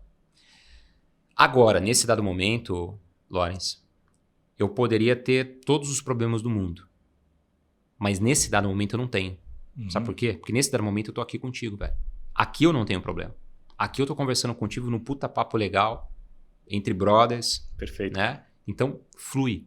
Cara, eu podia ter vários problemas. Mas aqui agora eu não tenho. Eu tenho um problema talvez no meu passado, mal resolvido, e eu tenho um possível problema futuro que eu preciso resolver. Mas aqui e agora eu não tenho. E se você não ativa esse estado de presença para tomar decisão no trade, você vai estar ou condicionado com o stop que você tomou no dia de ontem querendo recuperar. Esse é o ponto. Ou querendo fazer um resultado financeiro que vai te tirar do CLT um dia, que você não aguenta mais olhar para a cara do teu chefe. Fantástico isso, cara. Entende? Então, se tu não estiver no presente agindo como precisa agir, ou tu tá com problemas no passado com os stops, ou tu tá com aquela expectativa no futuro, e isso te incapacita de tomar as decisões acertadas no presente. É isso que tu tá faz falando. tomar decisões condicionadas ou ao passado ou ao futuro. E aí você acaba tomando decisão muito mais emocional do que racional. E é o que te faz entrar numa localização que não deveria entrar, ou tomar uma decisão de colocar o stop no zero mais rápido, né? O famoso perde de balde e ganha de colherinha. Uhum. Né? É corajoso no loss e medroso no gain, né? Tudo isso. Excelente. Guilherme, quero agora que a gente coloque o papo reto na mesa aqui, cara. Esses são as verdades desconfortáveis. O que tu acha que mais atrapalha o trader? Falta de técnica ou excesso de expectativa? Excesso de expectativa. Mais do que a técnica.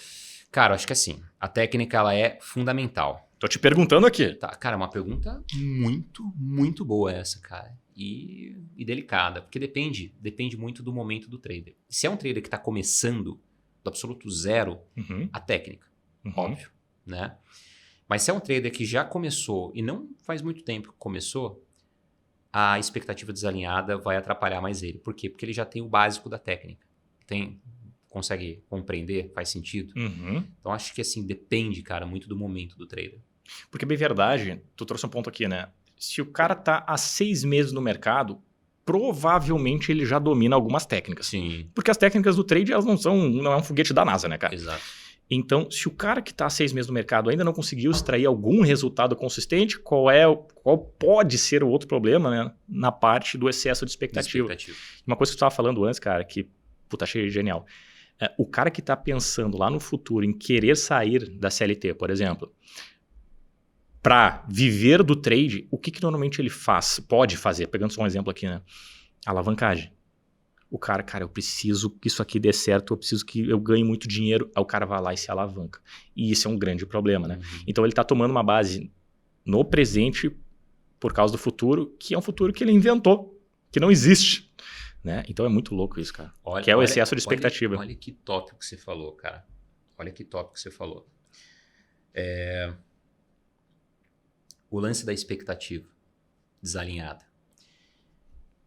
Quando o cara ele está operando a expectativa dele, ele para de operar o gráfico. Tá. Se eu estou com estado de presença, eu consigo operar o gráfico e não uma expectativa. O que eu vejo muitas vezes, as pessoas operando a expectativa delas e não o gráfico. Pô, interessante isso, hein? Entende? Entendo. Então, cara, o cara está operando a expectativa de sair do emprego CLT, então ele precisa fazer um valor X. E aí tem umas armadilhas bem sorrateiras. Por exemplo, o trader ou a trader conseguiu fazer um resultado financeiro de R$ 1.450 no mês. E na cabeça dessa trader, ele teria que fazer 1.500, porque é o salário que ele recebe no CLT. Primeiro, para provar para ele que ele conseguiu tirar do trade o mesmo salário. Segundo, para provar para alguém que ele atribui autoridade. Marido, esposa. Consegui. Falei que ia conseguir. Consegui. Eu vou sair do CLT. Sabe esse negócio que eu estou fazendo no computador, que muitas vezes você me julga, fala que é joguinho? Porque o cancelamento acontece em casa primeiro. Né? Pois então, eu consegui. Só que daí falta 50. Ele fez 1.450, falta 50 para chegar nos 1.500. E aí, num belo dia, ele conseguiu fazer um resultado financeiro legal, só que ele foi caçar um trade para pagar R$50. Só que ele caçou o trade não apareceu, ou seja, ele está operando a expectativa de conseguir chegar nos R$1.500. Perfeito. Não existe nada no gráfico que justificasse aquela operação. Nada. Aí a pessoa vai lá e entra. Aí o mercado vai contra. Sabe a brecha? Ela acabou de abrir. Aí ela não aceita entregar o resultado financeiro que ela tinha feito. Vamos supor que só naquele dia ele fez R$200. Desses 1.450, só naquele dia ele fez 200. Só que ele tinha que fazer 250 para chegar nos 1.500. Aí, de repente, ele está devolvendo 100. Aí ele falou assim, não vou fechar com 100 negativo, vou terminar o dia com 100 positivo. Não. Não aceito. Peraí, cara, só faltava 50 reais. Uhum. Aí começa o cara a se autoflagelar emocionalmente. Aí ele vira o trader da fé. Começa a orar, fazer promessa, né? Cada um com a sua fé. E aí ajoelha no chão, e aí dá 3 pulinhos, faz dança da chuva. Aí o mercado continua vindo contra. De repente, quando vai ver, entrou num dia de fúria, entregou os R$ 1.450 e talvez mais. No dia. Aí destruiu o capital financeiro que tinha construído, destruiu a confiança, destruiu a segurança, machucou a identidade da pessoa como trader. Isso vai minando as energias dela para alimentar a estatística do sucesso. E vai aproximando essa pessoa da estatística do fracasso. Uhum. Onde estão 95% das pessoas. Para a gente atribuir um número aqui. Por quê? Porque as pessoas não estão operando de forma consciente. Estão condicionadas àquilo que a gente começou o nosso papo no dia de hoje. A querer operar pela dopamina tão somente. Uhum. E não por um propósito real, por um motivo real bem desenhado, de forma profissional. Entende? Então é muito importante, cara, que a gente entenda que nada melhor do que um dia após o outro. E que eu seguir as regras que eu estabeleci para mim mesmo é o que vai me proteger de mim mesmo. Uhum. É o que vai me fazer estar vivo. Lembra? Sobreviver. Uhum. Para depois ter o resultado como consequência. Excelente, cara. E tu acha que o resultado do trader, o que ele consegue ganhar, então, no final do mês, da semana, do ano, é proporcional àquilo que ele acha de si mesmo? Que ele pensa de si mesmo? Acredito que sim. Acredito. Se o cara acha que ele é bom, ele tende a buscar um resultado positivo. Se ele não acha que ele é bom, ele vai buscar um resultado negativo. Sim. Então, no fundo, ele sabe Sim. o quanto ele merece ganhar. Chega um certo momento que a gente percebe que parece que a gente está batendo a cabeça numa resistência. Né? Caraca, velho, puta, eu não consigo sair de 10 mil no mês. Por que você não consegue sair? Tecnicamente falando, você tem condição. Você chegou em 10, você tem condição de chegar em 20. Uhum. Você não consegue sair muitas vezes por conta de crença. Crença de capacidade, crença de merecimento. Você precisa expandir o teu tanque de confiança, de segurança, de capacidade de merecimento. E essa expansão tem que ser gradativa. Você precisa se perceber. Por exemplo, você quer fazer uma subida de contratos. Vamos falar, por exemplo, de mercado nacional. Uhum. O cara começa a operar com um contratinho básico lá para aprender, ou deveria, né? Aí, daqui a pouco você vai lá com 2. Então, você está dobrando o seu risco inicial. Aí você começa a se perceber como que é você olhar para aquele flutuante com 2 contratos. Antes o mercado flutuava com um contrato, você via ali 20, 30 reais negativo, tá tudo bem, tá tudo certo. Agora familiar com aquilo. Exato. Agora você vê 40, 50, 60. Como que você se sente? O quanto esse valor financeiro conversa com a sua realidade financeira. Entende? Aí você vai enxergando o termômetro de aceitação de risco. E o lucro é uma consequência de você entender o seu termômetro de risco. E aí a pessoa vai conseguindo condicionar a percepção dela para ir subindo gradativamente. Hoje, por exemplo, cara, a percepção que eu tenho de risco no trade é muito diferente de quando eu comecei no trade. Quando eu comecei no trade, eu transformei uma conta de $500 em pouco mais de $1.000 numa semana por tacada de sorte. Né? O mercado fez tudo a meu favor, euro-dólar, uma tendência de alta, eu peguei uma semana só de subida, cara, eu comprava, dava certo, eu operava com um lote padrão, com uma conta de $500. Super alavancado. Super alavancado, deu certo. Uhum.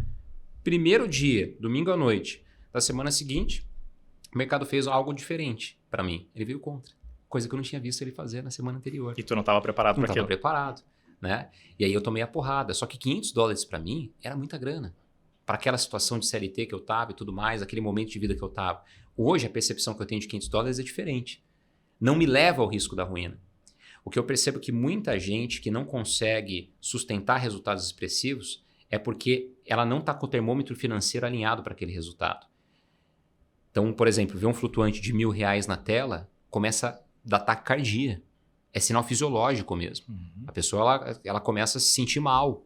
Porque aquele financeiro não está condizente com a realidade dela. Exato. Porque ela fala muito assim, bom poxa, isso, cara. Se eu perder esses R$1.000, cara, esses R$1.000 é 30% da minha receita familiar. O leitinho das crianças está sendo comprometido. Uhum. Agora, se a pessoa opera de uma forma que não é nem tão leve e nem tão desconfortável, ela consegue condicionar essa percepção de capacidade de merecimento de uma maneira muito mais leve e consistente. Entende? Então você não pode ser nem leve demais para não gerar desafio nenhum. é o fluxo do estado de flow, né? E a capacidade e o desafio, eles precisam estar alinhados. E nem alto demais. É um russo, Csikszentmihalyi, alguma coisa assim, né? Mihaly Csikszentmihalyi, que é o cara que desenvolveu, né, esse conceito do estado de flow, né? Então, não pode estar nem leve demais a ponto da pessoa não se sentir minimamente desafiada e nem agressivo demais a ponto da pessoa ver aquilo como um risco. Além da capacidade dela. Além da capacidade, momento dela de lidar com aquilo.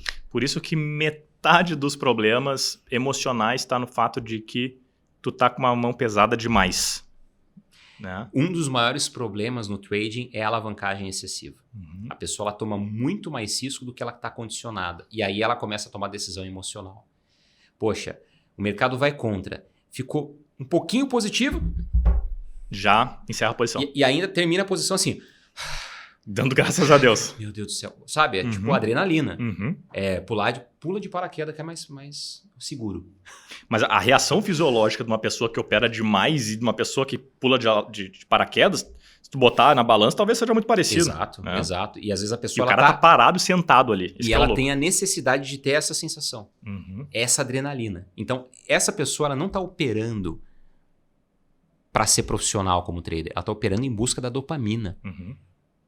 Que é algo que não vai parar de pé no longo prazo. Não vai. Nem no médio, Não talvez. vai passar pela prova do tempo. Não vai. Excelente, cara. Guilherme, vou te lançar algumas frases aqui e eu gostaria que tu julgasse ela. Esse aqui é o bloco Gain ou Stop. Gain se tu concorda com a frase, Stop se tu discorda da frase. Tá. Quem não consegue seguir um plano nunca vai ser trader. Gain ou Stop? Se eu concordo é gain, stop. Se eu não concordo. Isso. Gain. Concorda? Concordo. Então, ou o cara segue um plano, ou ele nunca vai ser trader. Perfeito. Por que é tão importante seguir um plano? Se a gente olha para grandes traders, cara, Paul Tudor Jones, o próprio Nassim Taleb, que fez uma posição gigantesca há Você alguns faz anos. um trabalho muito legal analisando a história dos caras, velho. É muito, muito massa. Pô, legal demais. A gente aprende muito com esses caras, Sim. né? Parece que eles têm ali uma subjetividade, né? Tu olha de fora, parece que os caras, pô, por que ele tá vendendo petróleo? Ah, sei lá, me parece que tá esticado demais. Mas na verdade esses caras têm um plano e um plano muito forte. Então, o cara que tá começando é o contrário, né? O cara quer ser o mais subjetivo possível e ele confia no seu julgamento. Por que a gente tem esse viés, cara, no começo? E no final não, né? No meio da caminhada a gente já pensa assim, cara, eu preciso do meu plano é tudo que eu tenho e meu plano é o cálice sagrado. Por que a gente tem essa distância? É por falta de confiança nos números? Será que a gente volta para aquilo que a gente estava conversando? Ou... Eu acredito que sim, cara. Eu acredito que sim. Que é falta de consciência com relação aos números do método, né? Como o método funciona. Você ter a consciência de como o seu método funciona e de que ele te entrega um resultado previsível numa linha temporal, né? É o lance da expectativa matemática positiva. Então, objetivando, o cara precisa saber os números dele, Guilherme. Precisa. Cara, não tem como tu operar uma estratégia sem conhecer os números e ser consistente nessa estratégia. Perfeito. É inevitável, tá? Todo trader precisa se comportar como um empresário bem-sucedido. Ele precisa ter acesso aos números. Ele precisa ter dados para tomada de decisão. Porque quanto melhores são os dados, a qualidade dos dados, melhores serão as tomadas de decisão. E que números são esses? Cara, você saber qual que é a sua taxa de acerto, você saber qual que é o seu payoff, né? E, inclusive, eu sou um defensor de que payoff é mais importante do que taxa de acerto. Ou seja, o quanto eu ganho quando eu estou certo é mais importante do que a quantidade de vezes que eu estou certo. E eu demorei para entender isso, né? Por quê? Porque a minha dificuldade era de não estar certo. Eu acho que esse é um processo natural. No começo a gente vai em busca de taxa de acerto porque a gente acredita que acertar trade vai fazer a gente ganhar dinheiro, Sim. né? E depois que a gente entende que não, na verdade, acertar trade é difícil, o payoff que é mais fácil, até a gente pode fazer o paralelo com a dor que nós sentimos no prejuízo é 2 vezes maior do que o prazer que a gente sente no lucro, né? Isso do Daniel é Kahneman. neurociência Neurociência pura. Trader de verdade não sente medo. Gain ou stop? Stop lindo. Stop lindo. Aquele stop necessário. É igual aquela lá. Não, trade de verdade que nunca quebrou uma conta não existe. Cara, não existe. Inclusive, eu gostaria de ter a medalha na minha farda de nunca ter quebrado uma conta. Eu não posso, porque eu quebrei algumas. Né? Mas eu tenho vários alunos hoje que têm essa medalha. E não que precisa quebrar não conta. precisa quebrar conta. Não precisa. Você pode ser sábio a ponto de aprender com o erro dos outros. O inteligente aprende com os próprios erros. O sábio aprende com os erros dos outros. O ignorante não aprende com nada nem ninguém. Trade é só probabilidade, Guilherme. Emoção atrapalha. Gain ou stop? Concorda ou discorda? Stop. Discordo. Trade não é só probabilidade. Não. E emoção atrapalha ou ajuda? A emoção, ela nem atrapalha nem ajuda. Porque a emoção deve ser sentida. Não existe controle emocional. Existe gestão da emoção. A emoção não se controla, a emoção se sente. O que a gente pode controlar é o comportamento que a gente tem diante da emoção que a gente sente. Mais uma vez a gente volta, estado de presença. Cara, por que eu tô sentindo medo? Não é a Jota Quest? Ei, medo, eu não te escuto mais. Né? Você não me leva a nada. É bem por aí. É bem por aí, né? Então, cara, raiva, por que você tá vindo aí? O que tá rolando? É energia, sabe? Emoção é energia. Então ela não é nem bom nem ruim. Você tem que entender o porquê que ela apareceu. Ela quer te dizer alguma coisa. É um mecanismo natural. E tu não deve não olhar para ela. Tu deve entender o porquê que ela tá acontecendo. Você precisa olhar para ela. Fugir dela é a pior besteira que tem. Por quê? Porque você vai alimentar a condição de ter um comportamento automático. O sistema automático vai falar mais alto e vai te fazer tomar decisão emocional, puramente emocional. Então aquela história de trader ser frio, calculista, não sentir emoção, isso não é nem benéfico na tua visão. Cara, não existe, porque isso é incongruente à natureza humana. O ser humano é uma emoção ambulante. O cara que fala isso, ele já tá querendo se proteger. Ele já tá falando, é motivado por uma emoção. Ah, não, eu sou engenheiro, matemático, eu não sinto emoção. Pé. Você tá querendo enganar quem, irmão? Normalmente é o mais emocional. Tá querendo enganar quem? 90% do que tu sente no mercado não é real. É pura projeção. Gain ou stop? 90% do que a gente sente no mercado, falando de emoção aí. De emoção. Não é real. É projeção. Cara, de certa forma é um gain. É um gain. Mais uma vez é o lance da expectativa. Né? É o lance da gente projetar algo motivado pela emoção, pela falta de consciência da emoção. Papo de doido, né? Cara, mas o Mark Douglas, Guilherme, é um cara que foi o meu primeiro contato com a questão emocional do trade. E depois que a gente entende os conceitos do emocional, cara, é impressionante o quanto a gente expande para a vida, né? Quando tu entende o que tu tá fazendo na frente do gráfico, porque o que tu faz na frente do gráfico é um espelho de quem tu é, de certa maneira, né? Total. Então, quando tu entende o que tu tá fazendo, tu tá te olhando no espelho. Então, é impressionante o que a gente aprende ao olhar para a gestão emocional do trade, né? E ao entender essas projeções, ao entender os nossos medos. O trade é uma escola de autoconhecimento absurda, velho. Porque pode ser muito cara, exato, se tu lidar da maneira errada, mas o que tu aprende é absurdo. Demais. Então, se você quer se conhecer como pessoa, escolhe se desenvolver como trader. É inevitável. Muito bom.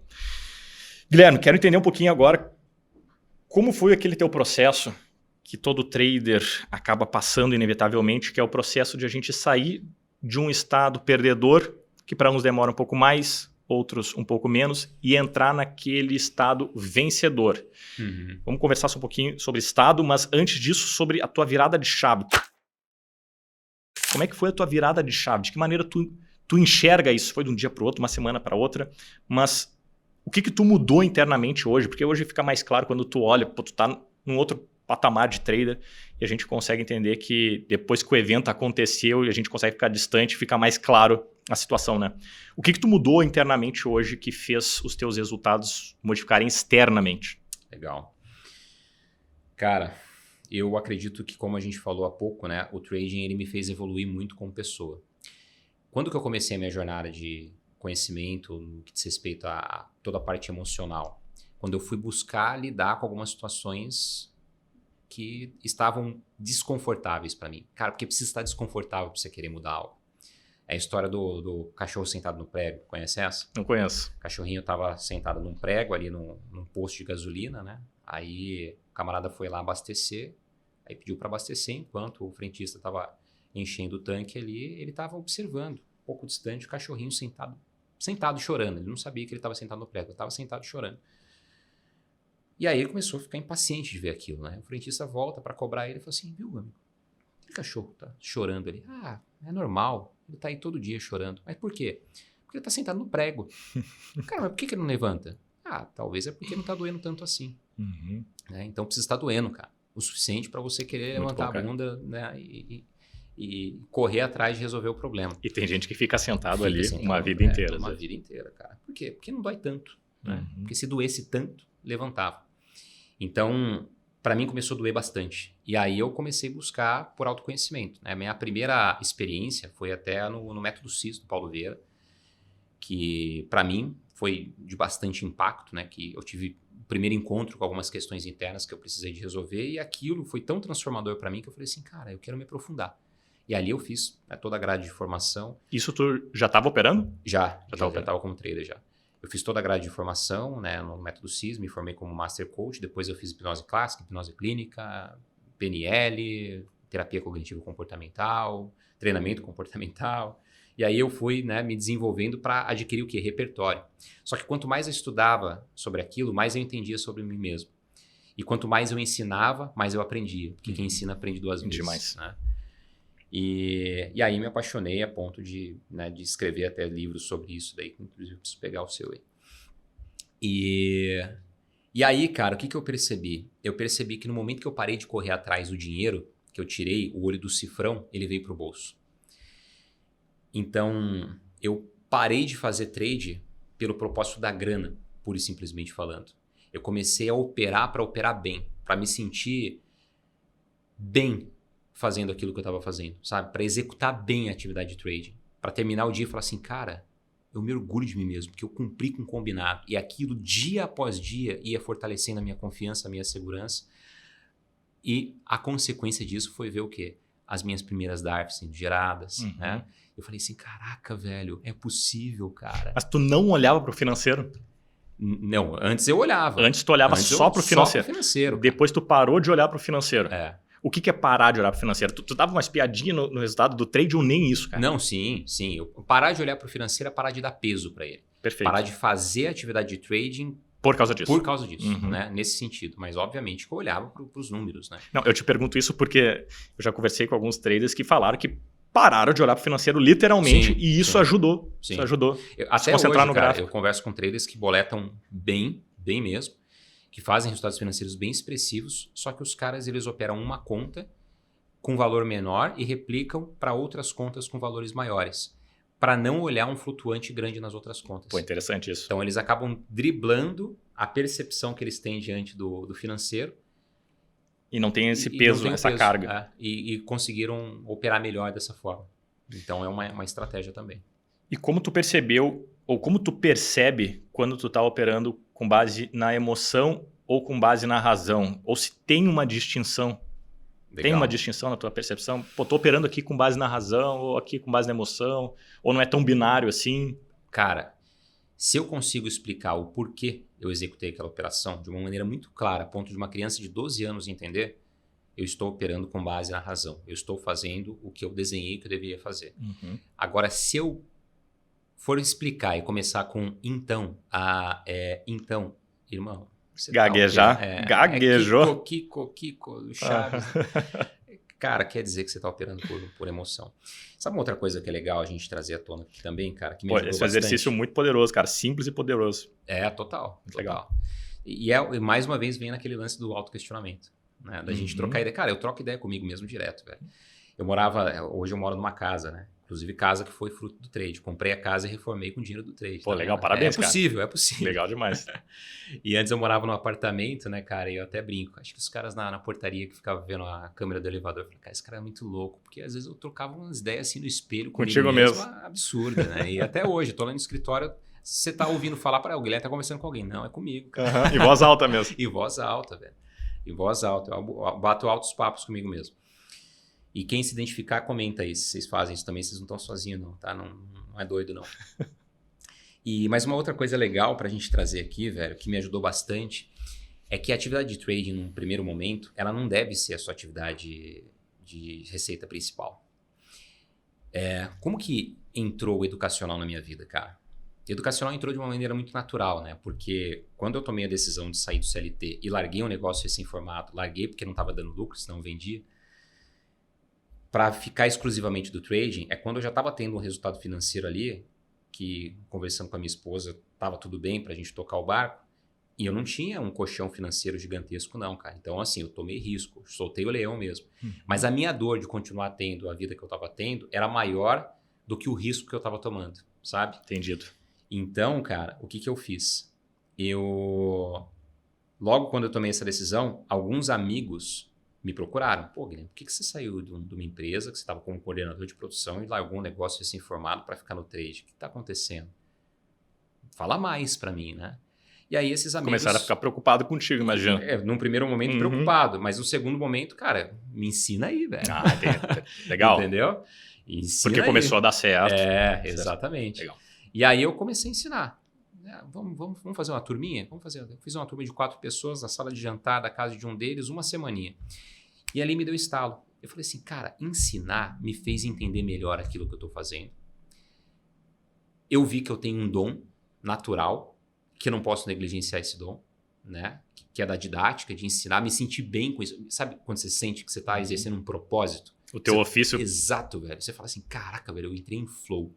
Eu senti um propósito e senti algo diferente fazendo isso. Me senti útil, né? E percebi que eu avancei mais a minha percepção como trader. Eu falei assim, cara, isso já é um gain. Mas olha só, se eu fizer mais turmas como essa, me gerar uma receita, vai me tirar um peso da necessidade de ter que fazer dinheiro só do trade. Isso pode me ajudar na performance no trade. Pode demais. E aí o que aconteceu? Amigos de amigos me procuraram. Porque os caras gostaram, começaram a operar, começaram a ter resultado. E aí eu fui ensinando turmas presenciais. Isso aí a gente estava ali no final de 2014, né? Eu conheci o trade em 2013. E em 2015 eu resolvi pivotar para o online. Aí eu fiz o meu primeiro curso, que era chamado de Forex Descomplicado, né? Que eu gravei assim, demorou uns 2 meses para gravar. Gravava de madrugada, porque eu morava num apartamento, cara, que era uma avenida principal, e de dia passava motoboy rasgando e não dava. Buzina para tudo que é lá. Pra tudo que é lá. Então eu gravava assim, tipo, a partir de 11h30 da noite, meia-noite, eu pegava e gravava umas aulas e ia dormir. Minha esposa, naquela época não tinha a Lisa ainda, só a Luísa, só a minha filha mais velha, estavam dormindo. E aí depois eu fui pro online. E aí eu percebi que, de fato, os meus resultados começaram a melhorar. Então hoje, cara, eu tenho mais de 12 fontes de renda ativa. Não dependo só do trade, mas se eu desligasse todas as fontes de receita e ficasse só com trade, obviamente que eu tiraria vários custos da equação e, cara, eu viveria tranquilamente dos resultados que eu faço só com trading. Mas hoje eu entendi que não faz sentido. Por quê? Eu tenho 38 anos de idade, então tenho um caminho pela frente. Não cheguei ainda nos resultados financeiros que eu quero chegar. Pô, sinto que eu tenho energia para contribuir, né? Por que ficar só no trade? Por que só no trade? Vai chegar um momento que, obviamente, que eu vou ter o poder de escolher, cara, eu quero ficar no mocó agora, só curtindo de tudo que eu construí. O trade vai me sustentar. E o dinheiro vai fazer mais dinheiro nas aplicações, sabe? Então, o que eu percebo que atrapalha muitas pessoas, que eles querem já logo partir para o trade e fazer o resultado financeiro só do trade e desligar tudo. Cara, não faz sentido, né?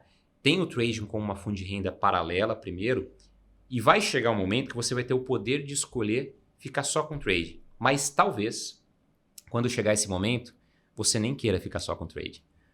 Porque você vai ver que não faz sentido. A não ser que a outra atividade profissional te demande emocionalmente.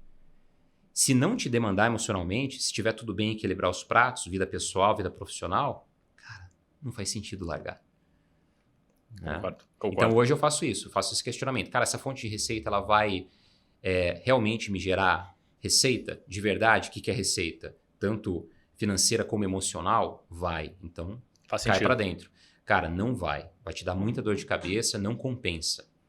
Por exemplo, né, eu falei isso inclusive num episódio do Mapa Mental um tempo atrás. Eu já recebi oferta 2 anos e meio, 3 anos atrás para ganhar 200 mil por mês para promover a Equity Option.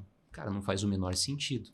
É uma receita financeira legal, expressiva? É, mas vai me custar muito emocionalmente. Vai denegrir a minha imagem, eu não acredito nisso, eu não opero nesse mercado, eu sei que esse mercado lesa muitas pessoas. Eu não vou defender essa causa, entende? Então a gente precisa entender também quais são os nossos princípios e valores para tomar decisão com base nisso. Pô, parabéns pela atitude, Guilherme. Valeu. Muito legal, cara.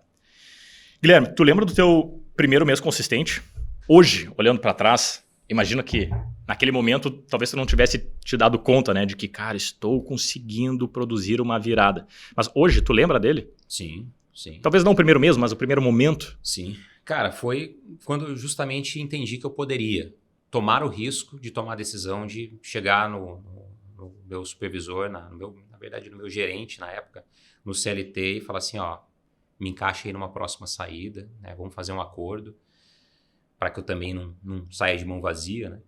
E cheguei na empresa, na escola que a gente tinha recém-formado, que capacitava mão de obra para o tipo de indústria que eu trabalhava, né? De eletrônicos, era coordenador de produção de uma manufatura de eletrônicos em Jundiaí, interior de São Paulo, onde eu moro. E quando eu cheguei naquele momento é porque eu consegui fazer um resultado financeiro muito próximo do salário que eu tinha. E não era um salário muito baixo, né? Cara, eu comecei cedo. A gente estava conversando antes, né? Eu casei com 20 anos, com 21 anos eu tive a Luísa. O cara aprontou tudo quando era adolescente, né? Se aposentou cedo. E de maneira consciente, né, cara? E, cara, não me arrependo. Hoje, a minha família, minha esposa e minhas filhas é a minha maior riqueza. Então, naquele momento, eu falei assim, caraca, velho, é possível, cara, é possível. E foi tão importante que me motivou a tomar o risco. Excelente. Guilherme, quero entender, cara, se hoje, com a tua experiência, com a tua sabedoria de mercado, tua sabedoria mental, se tu tivesse que recomeçar tudo novamente. Esse é o bloco dia zero de novo. Vou te colocar uma situação aqui, cara. Tu tem 3 mil reais na conta e tu tem que operar para ganhar dinheiro. Vamos extrapolar aqui essa situação, para pagar as contas. O que tu faria hoje, cara? Com esses 3 mil reais, por onde tu começaria? Eu só posso operar. Tu só pode operar. Não posso fazer mais nada. Tá no mercado. 3 mil reais. Tá no mercado. Tá. Por onde tu começaria? Por mercado, por ativo, por prazo operacional, por estratégia? Cara, eu começaria no mercado internacional. Não que o mercado nacional não seja bom. É bom, obviamente. Hoje eu opero nos 2 mercados. Né? Eu nasci como trader no mercado... Tu nasceu no internacional, né? No internacional em 2013, no Forex. Fui conhecer a B3 e começar a operar a B3 em 2018. Então, um tempinho depois.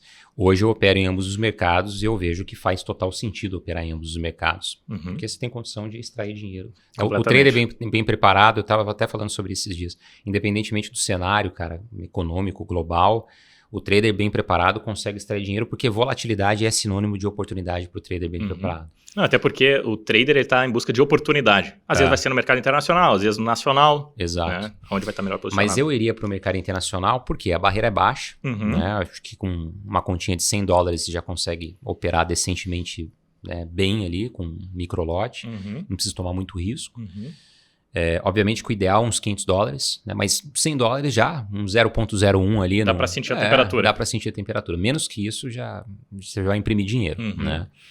Acho que o mínimo do mínimo do mínimo, um $100. Já responderam uma pergunta recorrente. Com quanto começa? Você recebe essa bastante também. Demais. O foco não é ganhar dinheiro no início, né? Mas eu entendo que a pergunta ela é válida.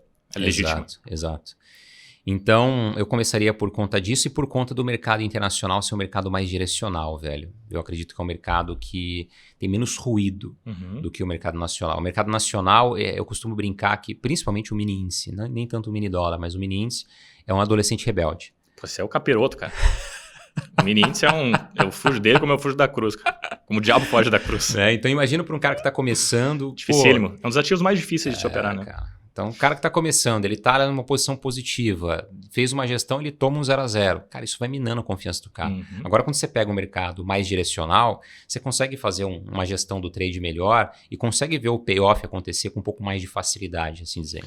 Internacional, mais focado em moedas, mais focado em ações e índices? Para começar, mais focado em moedas. Se for falar de índice, um Dow Jones, né? é um índice que talvez seja um pouco menos agressivo, apesar que ultimamente ele tá competindo bem com o Nasdaq, viu, cara? Os dois estão meio... Depois a gente vai até dar uma olhadinha nesses caras, né? Meio brabo. E tu começaria em qual prazo operacional, cara? 5 minutos. Para day trade, 5 minutos. 5 minutos. E pegando estratégias que nem tu faz hoje, ou tu acha que vale a pena começar por outro tipo de estratégia, talvez mais automatizada, mais simples ou não, com tendência? O que tu enxerga? Assim, eu sou suspeito para falar, né, cara? Mas eu iria de método X, eu iria com o que eu faço hoje, com o meu operacional. Pô, isso significa que tu acredita muito no que tu faz, né, cara? Qual foi o melhor conselho que tu já recebeu até hoje sobre mercado de trade, cara? Não tenha pressa. A pressa nos atrasa. Isso é muito importante. Isso é muito importante. E agora, Guilherme, se eu te pagasse, cara, olha bem, se eu te pagasse 10 milhões, se eu te pagasse 10 milhões de reais por uma única atitude que tu me ensinaria que mudaria completamente a minha performance no trade, qual atitude tu me ensinaria? Uma única por 10 milhões. Uma única por 10 milhões? Exato. Cara, depois eu te mando no Pix aqui, hein, ó. Depois eu te mando o Pix, hein, cara. Uma atitude mental, uma atitude comportamental que tu entenda que vai mudar completamente a performance do trader.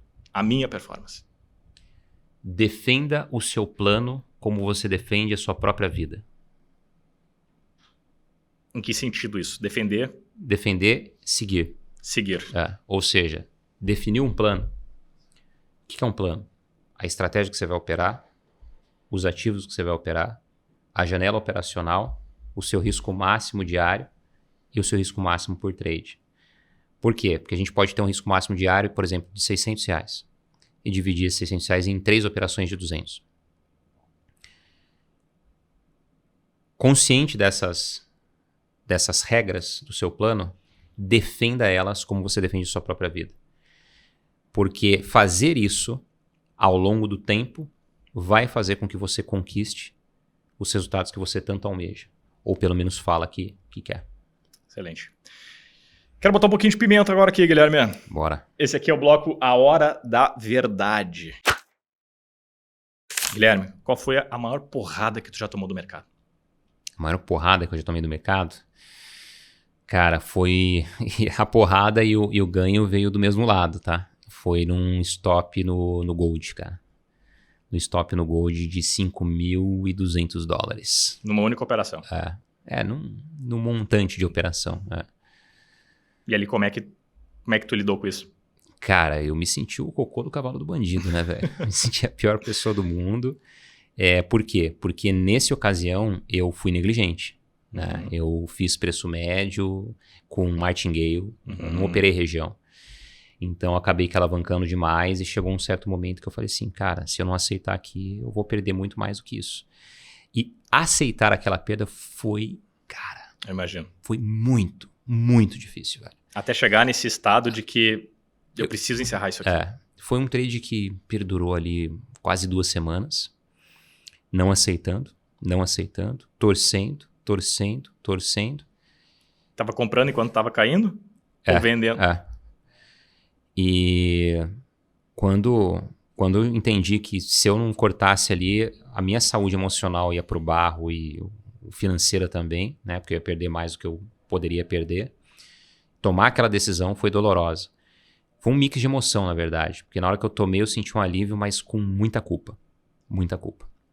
E foi no ouro, no Gold, né? Agora, o meu maior ganho... É isso que eu ia te perguntar. Qual foi a maior quantia de dinheiro que tu já fez? $45 mil no ouro. Pô, excelente, cara. No ouro. Esse payoff tá bom, hein? Tá bom demais. Perder 5 e ganhar 45. Como é que foi, cara? E esse foi muito legal, cara. O oposto. Eu me senti muito, muito bem. Porque eu tomei um risco de $2 mil nessa operação. Né? Então, eu tomei o risco de um lucro já feito. Então, entendi que era uma operação que poderia dar muito bom e que eu poderia transformar um day trade num swing trade. E eu tomei um risco de $2 mil. Andou no dia, a ponto de me pagar $4.500. Eu tomei a decisão de zerar o risco, levar o stop para o zero e deixei rolar a operação. Foi rolando. Chegou um final de semana, mercado fechado, a operação estava com $8 mil e poucos de lucro. Ainda bem que o mercado estava fechado, porque eu senti uma vontade insana de zerar. Tava tomando risco de 2 mil, né, para colocar 8 mil e pouco no bolso. E aí abriu a semana seguinte com gap de alta, eu estava comprado. E a operação saiu de 8 mil dólares para 12 mil dólares positivo, né? E fui surfando. Aí chegou num certo momento com 20 e poucos mil dólares, eu fiz uma saída parcial, levei o restante. Cara, eu peguei a virada de mercado, uma tendência no gráfico diário. Eu entrei, né, pelo gráfico de 5 minutos, mas eu peguei uma virada de tendência no gráfico diário. Fui sair... Pegou na veia. Peguei na veia. Fui sair num movimento lindo e fiz uma parcial no meio do caminho. E no final das contas, o consolidado ali deu 45 mil dólares. E foi uma operação que durou 5 dias, quase 5 dias. Pô, nada? Pouquíssimo tempo? Porque deu uma acelerada muito grande, deu uns candles bem expressivos. Foi bem legal. E essa questão de fazer parcial tem muito a ver em tu te manter dentro da operação, mas dar uma aliviada na carga emocional, né? Eu fiz a parcial porque eu falei assim, cara, eu preciso desse resultado. Eu vou colocar ele no bolso. Tanto para ajudar o restante da posição tu conseguir conduzir, né? Imagina. Exatamente. Aí quando eu saí com essa parcial, né? Que essa parcial ela deu no primeiro momento ali, acho que coisa de 8 mil dólares mais ou menos, quando eu saí com a parcial. Eu falei assim, caraca, velho, eu tomei risco de 2 mil, coloquei 8 mil no bolso, já tá garantido. Então se volta agora, eu já tinha aquele olha só que louco, ó. Pensando agora, me veio a consciência, eu tinha esse resultado no final de semana quando eu senti necessidade absurda de fechar, de 8 mil dólares. Então, quando eu vi que a parcial ia me pagar os 8 mil, eu me senti leve. Olha que louco. Falando aqui contigo agora, me veio essa consciência, cara. E isso te permitiu... Me permitiu surfar o restante. Pô, legal demais. Animal. Agora chegou aquele momento que eu tava tanto esperando, que eu quero conhecer como esse cara aqui opera na prática. Esse é o bloco Como Ele Opera.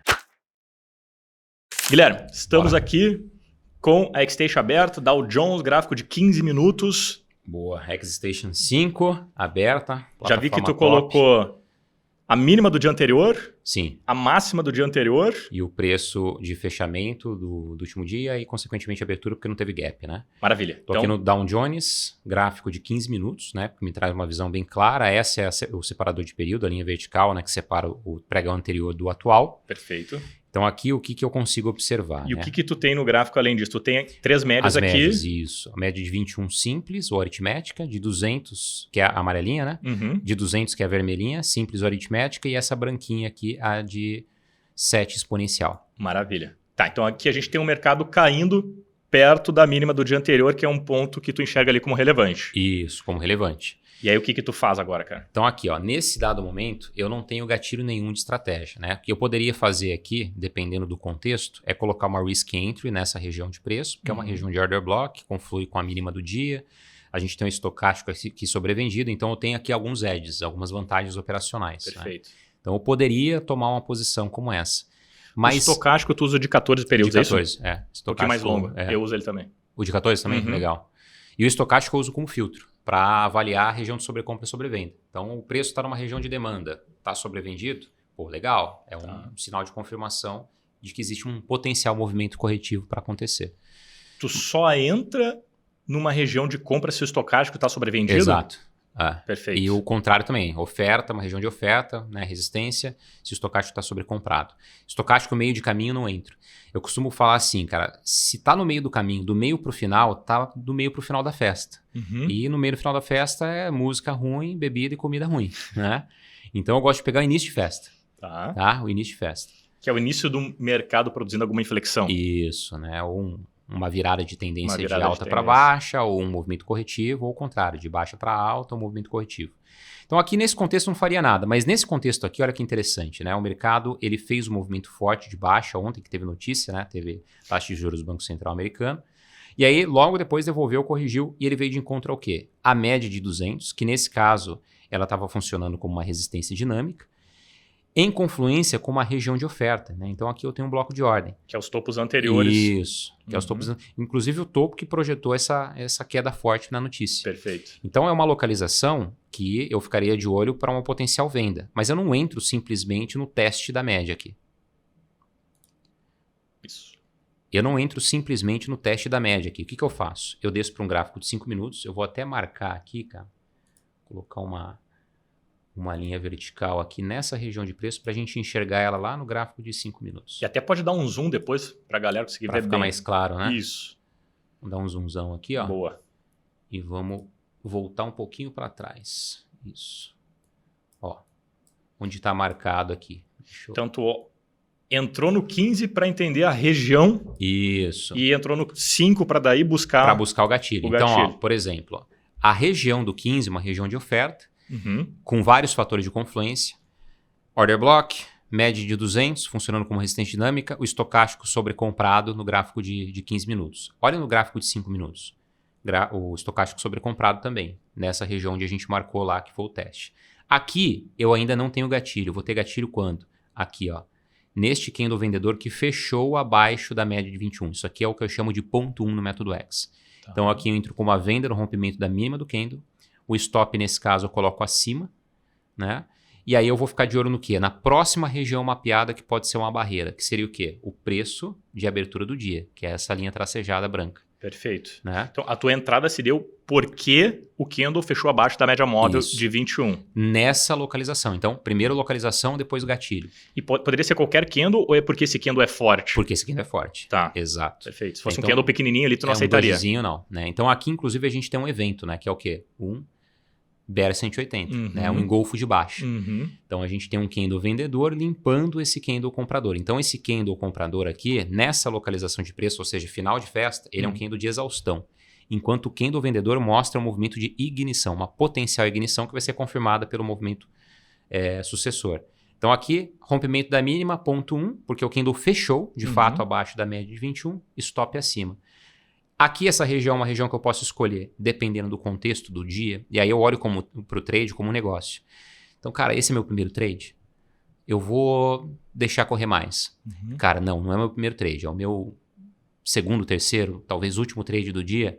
Eu vou sair na próxima região de barreira. Eu vou sair integralmente aqui no teste da região aqui do preço de abertura que conflui com a média de 200 aqui no gráfico de 5 minutos. Entendi. Entende? Aí o que eu faço também? Eu tô da metade para o final do mês, eu começo a tomar decisões mais defensivas para defender o resultado que eu fiz no início do mês, na primeira quinzena. Se eu tô no início do mês, eu tomo um pouco mais de risco, no sentido de deixar correr mais, de aceitar mais, às vezes break-even, né, para buscar um payoff maior. Então tu não tem um alvo fixo. Não, varia um de alvo acordo, dinâmico. É um alvo dinâmico que de varia acordo de com o acordo... contexto. Entendi. Isso. E tu deixa adiante, por exemplo, se essa entrada estivesse mais abaixo, mais próximo da média de 200, por exemplo, tu deixaria de entrar ou tu ainda entraria com um alvo mais curto? Nesse contexto aqui, eu até entraria com um alvo mais curto, né? Ou protegeria mais rápido a operação. Por quê? Porque eu sei que lá em 15 minutos eu estou numa localização bem boa. Né? Ele está num ponto de ignição ali de um possível movimento de impulsão de queda. Tá? Então aqui, por exemplo, o que eu faço normalmente? No 1 para 1, a mesma distância do ponto de entrada para o stop, andando a meu favor, eu já levo o stop para o 0. Então, se, por exemplo, ele estivesse próximo da média de 200, a pergunta que eu faria é a seguinte, lembra? Pergunta, autoquestionamento. Existe uma barreira mais próxima do preço que me paga pelo menos 1 para 1? Existe. Então, beleza. Então, chegou no 1 para 1, eu protejo. Se me pagar menos do que 1 para 1, eu espero. Eu espero o rompimento. Tá. Então, nesse caso, eu esperaria o quê? Se me pagasse, estivesse bem colado a ponto de não pagar nem 1 para 1, eu esperaria o rompimento, a retração e a continuação, o RRC. A confirmação do rompimento da média de 200, que é o que de fato aconteceu aqui depois, né? Então, o preço rompeu a média, ficou congestionado aqui, né? Entrou numa região de redistribuição, porque aqui já é uma distribuição, aqui em redistribuição. Aí ele fez o quê? Fez um movimento impulsivo, voltou, testou essa região como resistência e descarrilhou de cair. E aí tu estava conduzindo a operação ainda? Ou tu já fez algum tipo de ajuste do teu stop? Não, aqui já teria ajustado esse stop, certamente. E já teria feito alguma parcial? Sim, se eu não tivesse saído integral aqui nessa região de preço, provavelmente no teste da média de 200 eu já subiria o meu stop aqui, eu estaria no 1 para 1 já, para essa região aqui de topo, né? Depois dessa região de redistribuição. Aqui, na verdade, distribuição, redistribuição, redistribuição.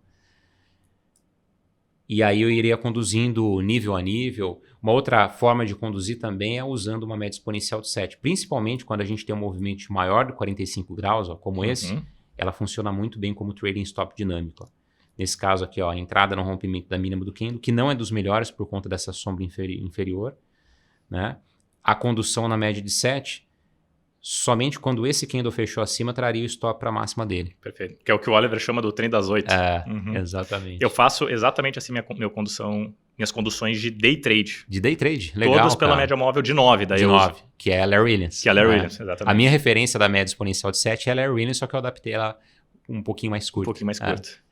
Um pouquinho mais curta. Legal, cara. É o perfume, né? Então, contexto pelo 15, entrada pelo 5, condução pelo 5. Depois tu não olha mais o gráfico de 15 minutos. Não. É só para te definir a tendência dele. Aqui no caso, né, que é Station 5, né, como não tenho 2 minutos, eu acabo que tomando decisão no 5 e às vezes eu refiro no 1. Tá? Mas às vezes quando eu opero e tenho a opção do M2, eu gosto de olhar o M2 também.